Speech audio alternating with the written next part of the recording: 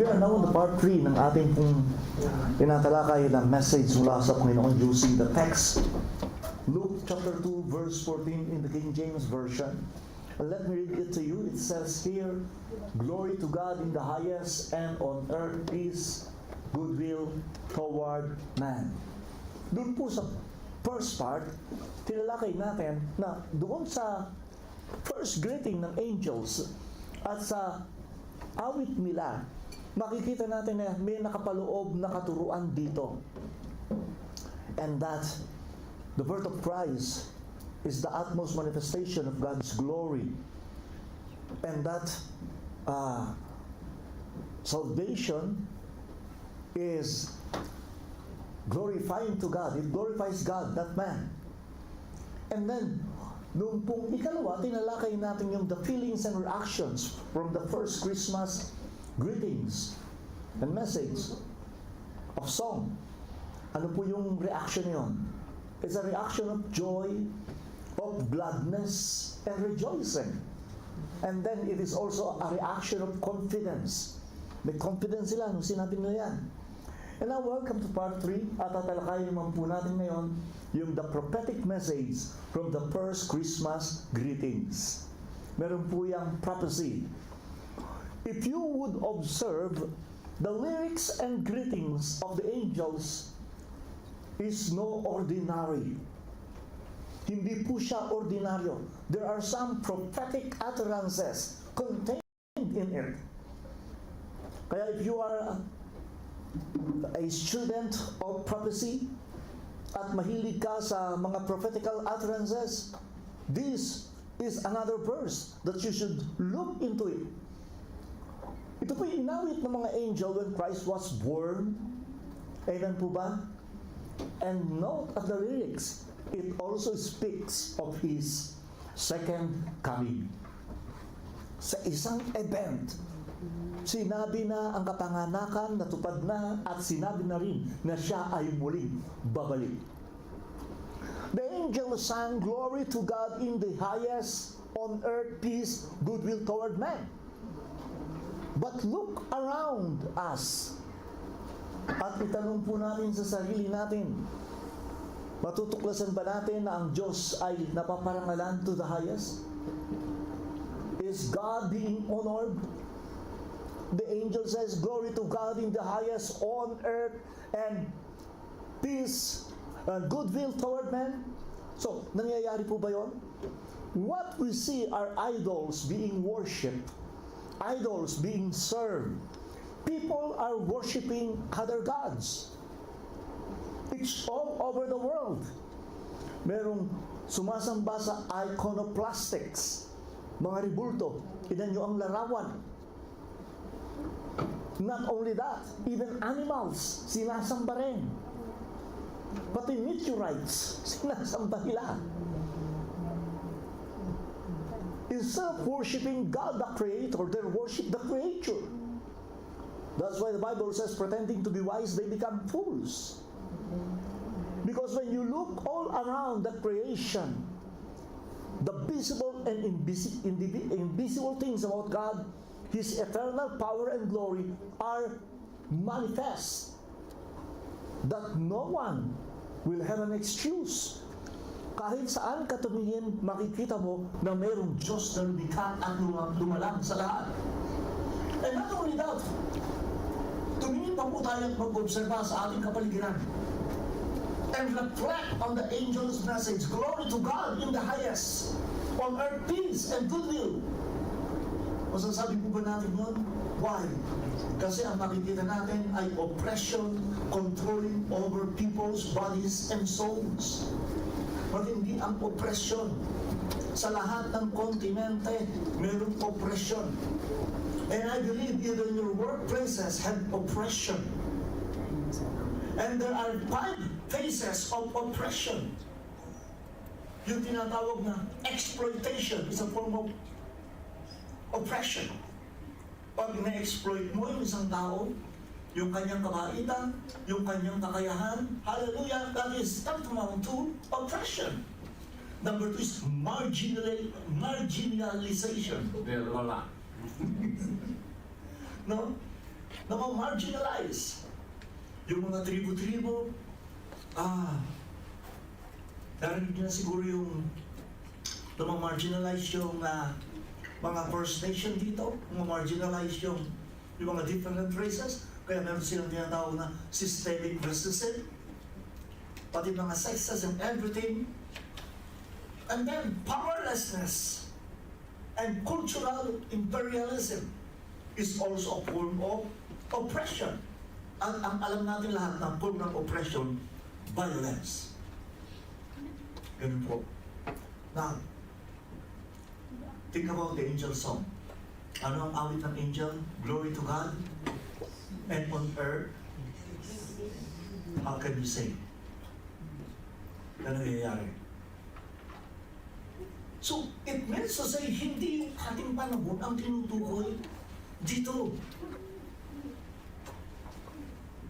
And, patuloy tayo mag-observe at anong mapapansin natin sa ating pong kapaligiran. God is forgotten. His name is dishonored. Maraming tao kinakalimutan ng Diyos. Yung mga question mark na ang Diyos. Look at the next slide. Diba? God, anong nangyayari? Hindi na pinapahayagan ng Diyos. Hindi na ginagalang ng Diyos. Have you heard minsan ang simbahan ginagawang bingguan? Di ba? No? I just imagine the Lord Jesus Christ.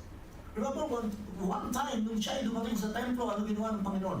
Tinumba ang lahat ng mga lamesa ng nangangalakal, mga timbangang mandaraya, at whatsoever.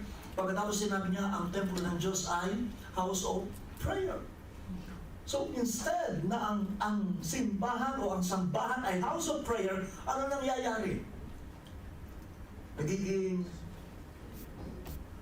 hindi na lugar ng pagsamba, lugar na ng utangan. Pagka hindi na nakabayad, absent na, lilipat ng ibang church. Nagiging lugar ng chismisan. Di ba? Nagiging lugar ng siraan. That's why God is not honored. And humanity, if we look at it, ang buong sangkatauhan, meron po silang hinahabol. Pero hindi nila hinahabol ang Diyos. They are chasing wealth and violence. Lahat ipagpapalit, yumaman lang. At lahat naman ay gagawin, makaganti lang o makapanakit lang. And that's the world we live in. And then try to imagine the lyrics of the Song of the Angels, the greetings. Glory to God. Ang layo, ano? And on earth. Is this the time na tinutukoy ng mga angel? The angel sang, peace on earth. But what do we see instead? War continues to rage on. Despite na merong mga association that would prevent war, kagaya ng UN, what is the meaning of UN? United Nations. And then we also had ASEAN. What is na ASEAN? Association of Southeast Asian Nations. And then yung pinagkakaguluhan lahat, no? Kaya si Putin, tsaka yung mga kapatid Ukraine, pag ito'y tinatawag na ng NATO. Ano yung NATO? North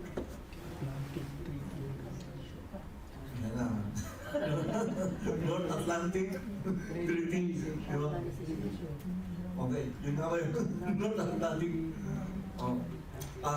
Treaty o organization sa mga bansa nandoon sa North Atlantic para ma-prevent niya ang giyera.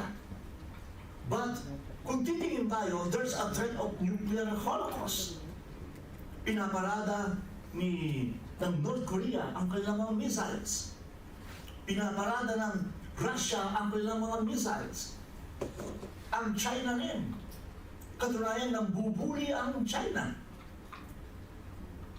At natuklasan na yung mga kanilang tinatayo ay mga military installation at pwede silang mag-launch ng ICBM, Intercontinental Ballistic Missiles, ng mga nuclear warheads. And look at the spending. Tingnan niyo po, no? United States spends $612 billion para sa armaments. Tapos ang daming homeless at ang daming nagugutom. Ano ba yung kanta? Oh, wala. Hindi natin makita, no? Ang Russia, 76 billion. Diba? Ang China, 126. Hindi natin makita Pilipinas. Well, kailangan ba talaga maglagay ng budget dyan? Of course. Kasi ang sangkatauhan ay chasing wealth and violence. They have to protect themselves. And they have to protect their interests. That's why when the angels sang, "Glory to God in the highest, and on earth peace," hindi yung panahon na yun, isinilang ang Panginoon ang tinutukoy, hindi rin yung panahon natin ang tinutukoy. They are singing about the coming brighter days to come. Kinakanta nila, binabati nila, o rather sa pagbati nila, nakapaloob doon yung napakagandang mangyayari sa buong mundo. The angel song carries a mighty prophecy. It looks forward to a time of great glory, a time that is still coming. Paparating pa lang na lahat tayo ay naghihintay doon. At ang sign ng pagdating ng araw na yon ay yung tinatawag nating rapture of the church.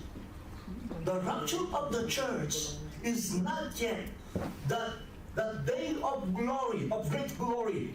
It is a sign na darating talaga. Why? Because pagka nag-rapture, doon mo malalagyan ng bilang kung kailan darating si Jesus. So, the rapture is not the second coming. The rapture is the sign of His coming. Mamaya may hinanda akong video sa inyo na pamapanood po rin gano'n. I have shown you the footage. Kuha na ng satellite, natutuyo ang Euphrates River. Nagugulat ang karamihan, bakit matutuyo ang Euphrates River?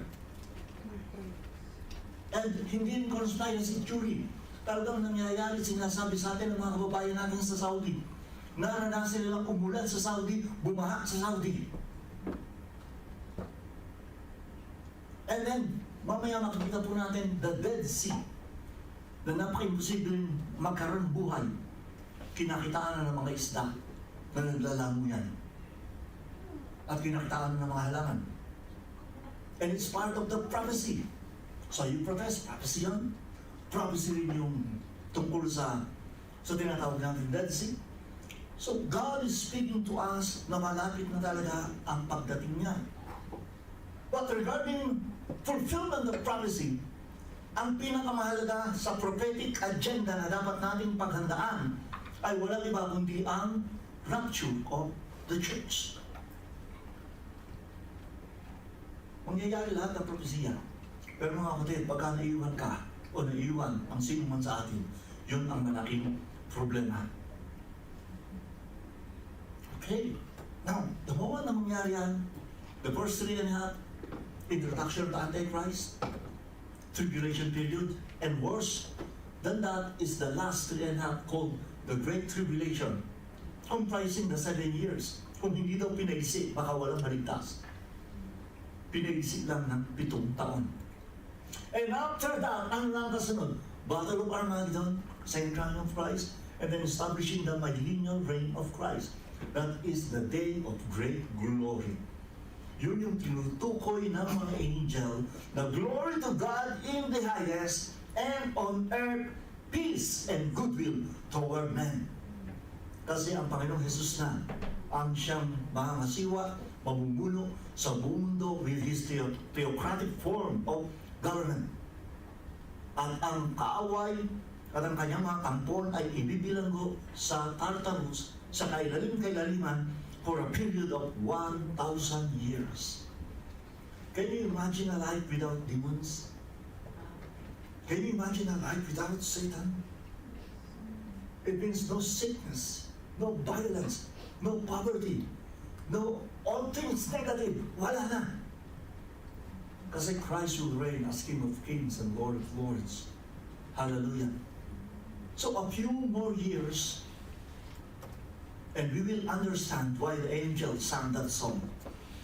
A few more years, and Christ the Lord will return, and He will not delay. Kinukumpleto lang niya ang bilang ng mga ligtas, as the Bible says. Ayaw niya nang mahamakan lahat. Binibigyan niya ng pagkakataon ang karamihan para manumbalik. But remember, in the days of Noah, may period yun. Hindi forever yung invitasyon ni Noah to enter the ark. Ilang taon lang yun? For 120 years nangaral si Noah. Nung hindi siya pinansin, ang Diyos mismo ang nagsara ng Noah's ark. But we do not know kung kailan papatak ang rapture. All we know is God has a timetable set. Kaya dapat maghanda tayo. And when the Lord Jesus Christ comes at His second coming, He will overthrow every false god. Lahat ng Diyos-Diyosan, dudurugin talaga. He will shatter every heresy. Lahat ng false teaching, gigibain din. And His reign will stretch from one end of the earth to the other. Buong mundo talagang sasakupin ng pangasiwa at pagkapanginoon ng Lord Jesus Christ. And His reign will be unchallenged and eternal. Even when the heaven themselves pass away, His kingdom will remain. Bakit mo sinabi, heaven and earth shall pass away? Kasi ganito yun. Armageddon, right? Sunod, may linear reign. Tama? Pagkatapos ng may linear reign, papakawalan ulit yung Diablo. Manggugul ulit siya. And that is the final na siya paprasahan. And then there shall be yung tinatawag na revelation of the earth by fire. And then the great white throne judgment. Na lahat from the day nila Adan at Eva, lahat ng hindi na nampalataya, haharap sa hukuman ng Diyos. At sila ay paparusahan, at ang impyerno, ang kamatayan, at ano ba, at ang dagat, ilalabas ang kanilang mga patay at itatapon sa lake of fire. So, yung impyerno ay hindi lake of fire. Itatapon yung impyerno sa lake of fire. Pero ang sino ang nanampalataya kay Lord Jesus Christ na nagsisi sa kanilang kasalanan at kahit mahirap ipamuhay ang buhay Kristiyano, they persevere. And it so happened because pinili sila, hindi lang sila, pangalan nila sinulat sa aklat ng buhay. Ang sabi ko sa Bible, lahat na nakasulat ang pangalan sa aklat ng buhay shall be saved. That's why it is very important for us to know na ang pangalan natin nakasulat sa aklat ng buhay. Amen po ba? So, in Christ, may linear reign, balik tayo sa may linear reign ng Panginoon, there will be no more strife. Hindi na magkakaroon ng alitan, wala nang selusan, wala nang awayan. Ang ganda ng buhay pag walang kaaway. Di ba no? Wala nang alitan, wala nang selusan. There will be no more bloodshed. Wala nang patayan. Walang lamangan. In fact, the Bible speaks na the tools of war will be abandoned. Wala nang gagamit ng mga sandata. And humanity will no longer study violence. Totoo ba yun? Nag-aaral lang sa katauhan ng violence? Well, para saan ang PMA? Philippine Military Academy. Para saan ang West Point? Di ba yun naman pinag-aaralan nila? And other military school will vanish. There will be no need for them. Peace will finally fill the earth as the angels foretold. Ano po ang sabi ng bati at awit ng mga angel? Glory to God in the highest, on earth, peace and goodwill toward men. So at the birth of Christ, the prophecy was also given. about the second coming of Christ and establishing His millennial reign. Kaya pagka naiintindihan natin ito mga kapatid, no? Lalo na may mga bilin tayo na dekorasyon. The moment na makita mo yun, yung batang yun ay lalaki at the age of 33 years old, yung sangkot na yun sa sabsaban, ay mapapako sa krus ng Kalbaryo. Mamamatay siya, pero mabubuhay siyang magmuli at siya ay aangat at luluklok sa kanilang mga at siya ay babalik na muli to rapture. Christ will return for His church. Tapos aakyat na muli at magkakagulo na, magkakalabo-labo na sa buong mundo. And after the 7 years, babalik siya muli, Christ returns with His church. And that is World War III. It's Christ Jesus versus the armies of the Antichrist. At sino man nanalo? Alam na natin. No? In fact, the Bible speaks of it. Purihin po ang Panginoon. Christ, the Lord, will bring the fulfillment of the angel's song, and all will see the glory they proclaim. Glory to God in the highest, and on earth, peace and goodwill toward man. Now, Kuya Benji, handa na yung discovery? I want you to know, I want to show this to you mga kapatid, yung tungkol sa discovery ng Noah's Ark. There has been so many hoaxes patungkol sa Noah's Ark. Merong nakakuha daw ng kahoy, pagkatapos yun daw ay bahagi ng Noah's Ark. It was investigated and it was a hoax. At inamin din. But this time it's different, no? Binaka pa ng mga scientists, tinaslahan talaga. Kompleto pati sonar, radar, everything. And I want you guys to see this thing. Hindi po natin tatapusin yan. No? Ang gawin nyo lang, kunin nyo lang yung link, panoorin nyo sa bahay. Ha? Kasi ang puntos ay ganito eh. Kung totoo ang Noah's Ark, totoo na may judgment. At sino ang nag-judge? Ang Diyos. Totoo na may Diyos. At kung totoo, ang Noah's Ark, lahat ng sinabi sa Bible ay totoo. There is no place for skepticism about this. Okay there?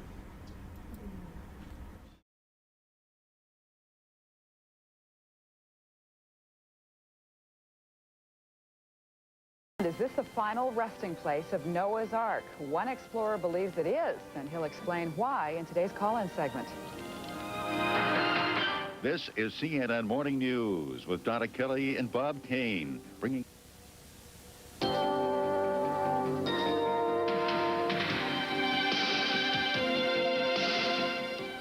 An amateur explorer trying to unravel an ancient mystery found trouble, if not his prize.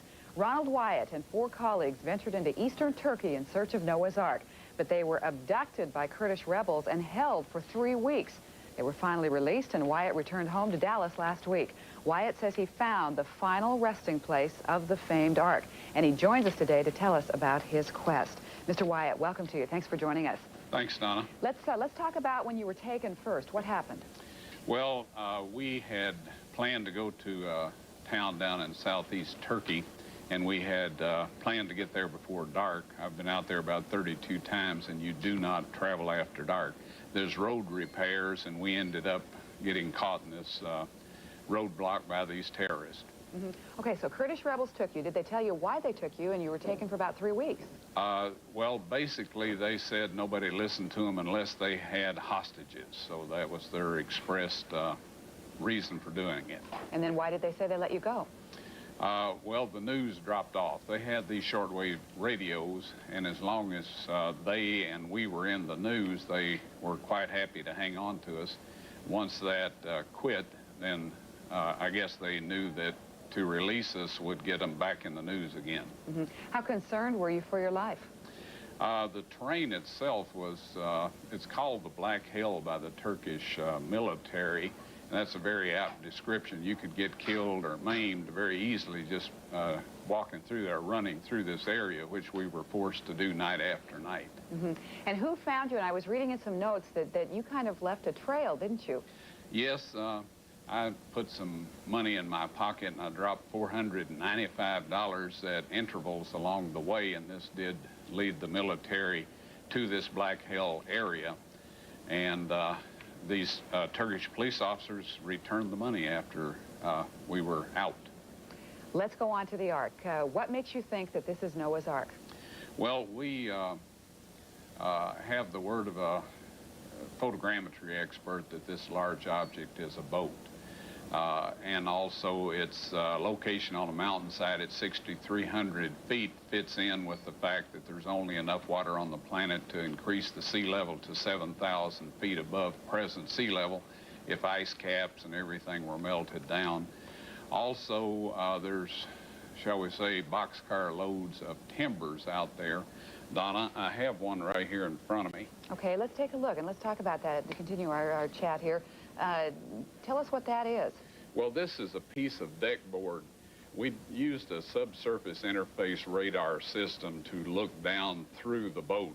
We were not allowed to do an extensive excavation, which is first choice in archaeology once you feel you've identified something. But anyway, we found tremendous amounts of these timbers, and the Turkish authorities had their people dig this up and allowed me to bring it home to have it analyzed. And it is indeed petrified wood. In particular, it's Peckycyprus. Okay, so that's petrified wood. Now, Yes. How are you going to go about dating that, and what kind of analyzation are you going to use to see if that is the Ark? Well, what archaeologists are required to supply in order to identify a site, Donna, is physical remains, and then if you're fortunate enough to have inscriptions, this is a real plus, and then of course a local tradition. And there's tremendous amounts of physical remains, and there are a great number of inscriptions, and of course this whole story of the Ark landing on Ararat. The location of this boat is 12 miles south of the big mountain. And of course, there's a long-time local tradition that the Ark landed in that area. You know, well-known biblical story. Did you find some animal remains as they were supposed to be on there 2 by 2? We did. There's a large amount of what's called corpalites by geologists and archaeologists. These are animal droppings that have fossilized. We also found a fossilized antler. Now, the possibility has been brought up that this might be a barn or some other type structure. Antlers are associated with non-domesticated animals. And of course, this tells us that at least one undomesticated animal was on this boat at some point in time. And the corpalites that are on there, of course, we can identify the animal by the shape and whatnot of the droppings. Now, we also found something, and I guess if I have a favorite object, it's this.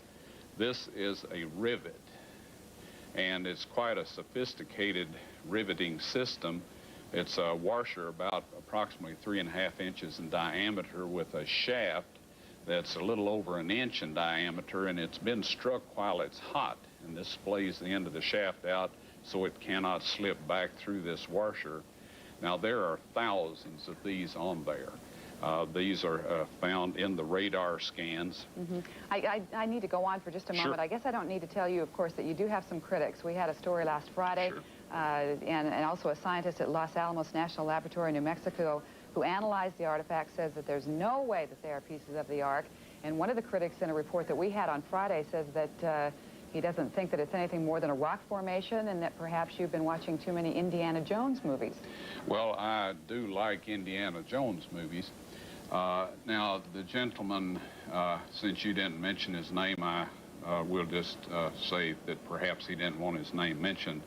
But we have, shall we say, hours of footage of this individual saying this is indeed Noah's Ark.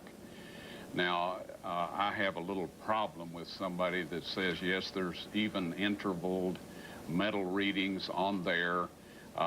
He actually himself found a right-angled iron bracket, and we have him on video identifying this as a right-angled iron bracket.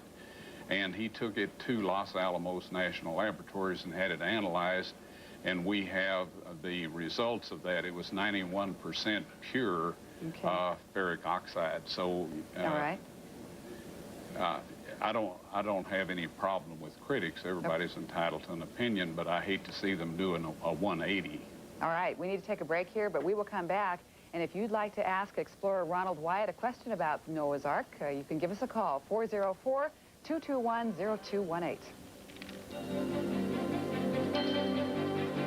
So, panoorin niyo po yan. Tapos, nabanggit niya doon na merong isang ayaw maniwala na rock formation daw yon. So, ando doon yung Turkish authorities, ando ng Turkish government, mga scientists, nag-set up ng mga radar na ground penetrating. Tapos, sinuri nila lahat, pati yung ayaw maniwala is nando doon. And then, yung narinig natin huling sinabi nung critics na yun is that this is indeed Noah's Ark. And then, pagka pinanood nyo sa bahay, makikita nyo pa doon yung isang tao na nagsabi na siya ay nakadiscover ng Noah's Ark. And I have read that way back in the Philippines, na pinresent siya yung isang bloke ng kahoy, pero nung sinuri, it was fake. At sinabi ko kaibigan niya na fake daw yun, dinala lang doon, binabad sa yellow, tapos sinabi Noah's Ark. And Ron Wyatt also, and CNN and some experts also said things about that. But the discovery of the Noah's Ark we're talking about now, yung itong tinutukoy na ito, ay sinuri ng gobyerno ng Turkish, ng mga scientists talaga, gumamit ng mga radar and deep penetrating instrument na pati yung sa ilalim ng lupa, nakuha yung formation sa ilalim, kagaya ng ginagamit ng mga scientists when they are trying to scan the ocean, no? Para makita, ginamit lahat yun. But the point is this, so lahat talaga nagpapakita na totoo ang Noah's Ark. We don't need this thing to believe about Noah's Ark, right? Because by faith we believe in God. Pag sinabi ng Diyos, sinabi talaga ng Diyos. But what is exciting is this, the government, the scientists, the scientific community, and modern equipment has proven totoo ang existence ng Noah's Ark. Therefore, we are not beating after the air. Hindi tayo sumusuntok sa ating pananampalataya. Okay? So, yung message ng angel ngayon, magkakaroon talaga ng realization. Glory to God in the highest. Talagang sigurado, kung paano sigurado mo nagkaroon ng judgment in the time of Noah, siguradong ang Panginoon ay babalik na muli sa kanyang second coming talaga. Now, let's see about the other one. Kuya, pakita natin. Let's see. Yung Dead Sea.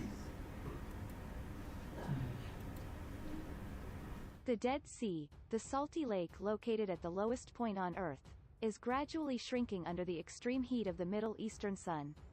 The Dead Sea is the saltiest sea on Earth. Some experts believe it will be gone by 2050. Thousands sinkholes have been formed around the Dead Sea, destroying road, bridges, and houses around it. Nobody knows whether it is a good sign or the bad one. The Dead Sea was the place where Sodom and Gomorrah were punished.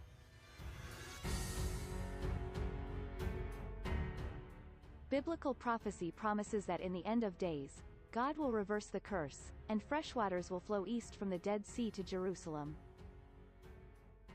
What's amazing is that in recent years, many are claiming that Ezekiel's prophecies are coming true, with incredible reports of fish swimming in Dead Sea sinkholes and fresh water flowing into the Dead Sea from craters found on the seafloor. Just recently, a new video posted on YouTube talking about the Dead Sea coming alive. A place that was once cursed in biblical times, now you can come here to the Dead Sea, explore the sinkholes and see fish where the water has receded, fulfilling prophecies from Ezekiel, who talked about the land flourishing and blooming when the Jews return. Fresh water is now streaming into this Rift Valley area that has actually been not capable to support life ever since the devastation of Sodom and Gomorrah thousands of years ago. Very useful merely for drawing vacationers to sample its recovery qualities while floating unsupported. And freshwater fishes have actually now been seen swimming in the surrounding 6,000 sinkholes that have actually opened over the last few years as the sea, comprised of 33% salt, has actually been regressing. You can be sure that all prophetic evidence of Scripture will be fulfilled to the letter. Around 3/4 of Ezekiel's have actually already been fulfilled with pinpoint precision. It may seem hard to believe, but the region used to be a well-watered area, as lush and attractive as the Garden of Eden. But God's judgment on Sodom and Gomorrah changed the area's fertility to a desolate expanse, and we still see the impact of their sin today. Genesis chapter 13 verse 10. Jesus is coming back, and he will rule the earth from the New Jerusalem, and water will flow from the Temple Mount down to the Dead Sea. This river of healing will cause life to flourish in the sea once again as its waters become fresh. Fruit trees of all kinds will grow along both sides of the river, and there will always be fruit on their branches. Ezekiel chapter 47 verse 11. When Jesus returns, his reign will restore and heal and bring back to life. So, narinig po natin yung ano mo. The Temple Mount is in our hands. We are in. Alright. So, the angel said, "Glory to God in the highest, and on earth peace and goodwill toward men." And lahat po, yun ang gusto natin, yun ang pangarap natin, magkaroon talaga ng kapayapaan. At ang kapayapaan ay magkakaroon sa Diyos. At pagka nahayag yun, it will be glory to God in the highest. And sa darating na Sunday, that will be last of the part series, papasok tayo sa tinatawag na perceptive thought on the first message ng Christmas and first carol. When we say perceptive thought, it means to say the thoughts and decision that reflect the principle na naka-align sa moral and ethical values or standard. Christianity is based on relationship with God. It is not a religion that seeks to make man good or reform. Hindi relihiyon ang Kristyanismo. Ang Kristyanismo ay pagkakaroon ng relasyon sa Diyos.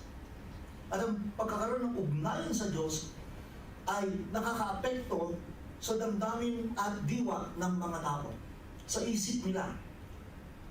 Nakakaapekto ito sa lahat ng desisyon. Because the teachings of the Lord Jesus Christ and His Gospel, the principle that are involved in it, ay nakalinya sa kalooban ng Diyos. And when we talk about kalooban ng Diyos, it means the moral, ethical values or standard of Christianity. And that will be our challenge sa darating na Sunday. Yun ang ating tatalakayin. Amen ba? So, Christmas party natin, tama-tama. Hindi yung haba yun. Hindi ba yan? Di ba may pagsamba tayo bago mag-celebration? Yun. Sa pagsamba natin tatalakayin. Yan. Mga 2 oras lang naman ko yan. No, kidding. Okay. So, the point is this, no, mga kapatid. I was so blessed nung yung mensahe ng awit ng mga angel at yung batik ng mga angel sa shepherd ay nakita kong maliwanag kung anong ibig sabihin. Lalo na dito sa pangatlo. Try to imagine that bird pagkatapos kasama na ang second coming. That is the first time I noticed. Kaya na, kinausap ko pati mga church sa Pilipinas, pati ibang church natin doon, na they must also have this. Ayaw mong sarili natin yung blessing nito, na pagpapalang ito. They must also experience the joy, the gladness, and rejoicing na naranasan natin. Imagine yung mga angels, they have such joy, rejoicing. Di ba? Nung makita na lang yung Savior, what more to us? Bagamat hindi natin siya nakita, nananampalataya tayo. Di ba? Ang sabi sa Bible, mas blessed daw yung nanampalataya kahit hindi nakikita. But one thing for sure is, makikita rin natin ang Panginoon in His glory. Let us bow our head in prayer. Lord Jesus, we thank you for enriching our worship service, O God. We thank you for revealing to us these amazing things, Lord, that the song, Greetings of Angels, reveals. Indeed, Lord God, prophecies have been unfolding, fulfilling right before our very eyes. Kaya Panginoon, dalangin po namin na pagalingin mo sa backsliding ang iyong mga mananampalataya. Alisin mo ang panlalamig. Lalo't nakikita namin na malapit na po ang wakas, Panginoon. Lord, there are many things in prophecy sa Bible na inaabangan ng marami. But one thing we should focus on is the rapture of the church. Lord God, tulungan po kami, Panginoon, upang hindi kami ma-sidetrack. That we will only pursue your presence and glory, O Lord, to enjoy them. Lord God, touch our lives. Gawin mo kami mainit sa iyo at talagang iinit kami. Gawin mo kami tapat sa iyo at talagang magiging tapat kami, Panginoon. Lord, we surrender all. And we pray, O Lord, na gawin mo handa ang aming puso at pagkatao sa aming celebration na gagawin next Sunday as we celebrate your first coming. That indeed, we understand the message of the greetings and carol of the angels. Glory to God in the highest, and on earth, peace and goodwill toward man. In your name, Jesus, we pray. Amen and amen. We are now on the part 3 ng ating pong